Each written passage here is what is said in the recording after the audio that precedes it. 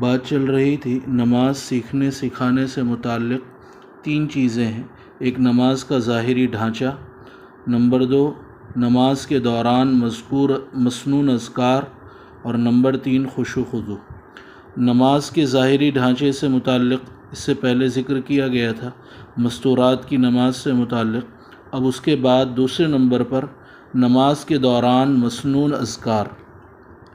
ذکر اللہ اہم ترین عبادت ہے۔ یہ وہ واحد عبادت ہے جسے قرآن کریم اور احادیث میں زیادہ سے زیادہ کرنے کا حکم دیا گیا ہے۔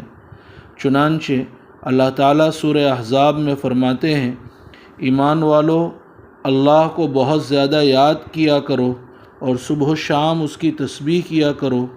قرآن مجید میں ان مسلمان مردوں اور عورتوں کی تعریف کی گئی ہے جو کثرت سے اللہ تعالیٰ کا ذکر کرتے ہیں۔ چنانچہ ارشاد باری تعالیٰ ہے، اور اللہ کا ذکر کثرت سے کرنے والے مرد اور کثرت سے ذکر کرنے والی خواتین، اللہ نے ان کے لیے مغفرت اور اجر عظیم تیار کر رکھا ہے۔ پھر ذکر اللہ کی مختلف صورتیں ہیں۔ نمبر ایک قرآن کریم کی تلاوت جو تمام اذکار میں سب سے افضل ہے۔ نمبر دو اذکار مسنونہ یعنی مختلف مقامات اور اوقات میں کیے جانے والے ذکر اللہ کے وہ مبارک کلمات جن کی رسول اللہ صلی اللہ علیہ وسلم نے تعلیم دی ہے، یعنی جن پر آپ کا عمل تھا۔ نمبر تین دعا بھی ذکر ہے، اور احادیث میں دعا کو عبادت کا مغز کہا گیا ہے۔ پھر دعاؤں میں افضل قرآن اور حدیث کی دعائیں ہیں۔ پھر جو بھی دعا دل سے مانگی جائے، خواہ وہ کسی زبان میں ہو۔ نمبر چار سبحان اللہ، الحمدللہ، استغفر اللہ، درود شریف وغیرہ وغیرہ جیسے معصور کلمات۔ نمبر پانچ اللہ کی نعمتوں کو سوچنا، دل میں اللہ تعالیٰ سے محبت کا رہنا، دل میں خشیت کا استحضار ہونا، حقوق اللہ اور بندوں کے حقوق کی ادائیگی کی فکر اور ان کا دھیان رکھنا، یہ بھی اللہ تعالیٰ کی یاد میں داخل ہے۔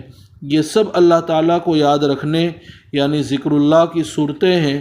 بلکہ علماء کرام کا مقولہ ہے، کل مطیع للہ تعالیٰ فہو ذاکر، جو بھی اللہ تعالیٰ کی اطاعت کرنے والا ہے وہ ذکر اللہ کرنے والا ہے۔ یعنی اگر کوئی شخص اللہ تعالیٰ کے احکام کے مطابق کسی جائز کام میں بھی لگا ہوا ہو تو وہ شخص اللہ تعالیٰ کا ذکر کرنے والا ہی سمجھا جائے گا، کیونکہ وہ اللہ تعالیٰ کی اطاعت کرنے والا ہے، اور اطاعت بھی ذکر ہی ہے۔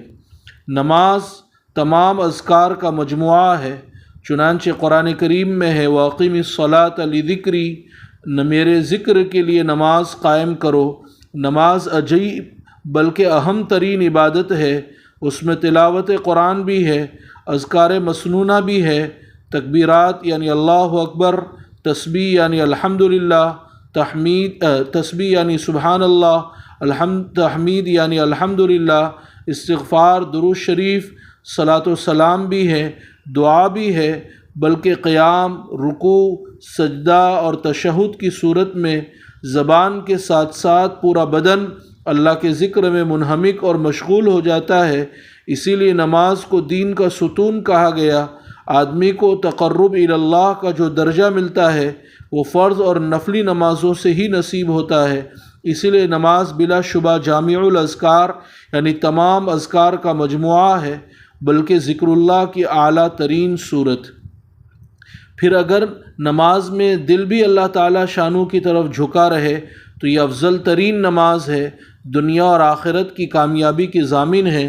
قرآن مجید میں اللہ تعالیٰ نے ارشاد فرمایا ہے، قد افلح المؤمنون الذین هم فی صلاتهم خاشعون، یعنی کامیاب ہیں وہ مومنین جو اپنی نمازوں میں خشوع و خضوع اختیار کرنے والے ہیں۔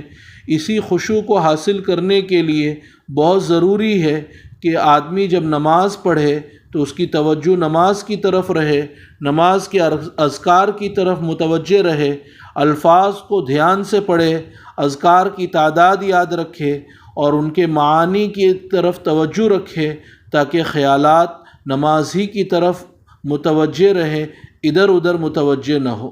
نماز پڑھنے کا جو طریقہ ہمیں بچپن میں سکھایا جاتا ہے اور نماز کے جو اذکار یاد کرائے جاتے ہیں وہ افضل ترین طریقہ اور افضل ترین اذکار ہے، اسی کے مطابق نماز ادا کرنی چاہیے۔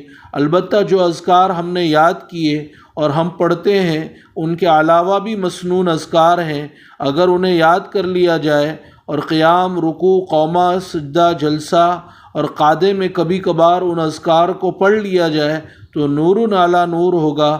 خاص طور پر نوافل اور تہجد کی نماز میں یہ اذکار اللہ کے قرب اور خشوع و خضوع کو حاصل کرنے کا بہترین ذریعہ ہے، جن کی ادائیگی سے نماز کی نورانیت میں کہیں سے کہیں اضافہ ہو جائے گا۔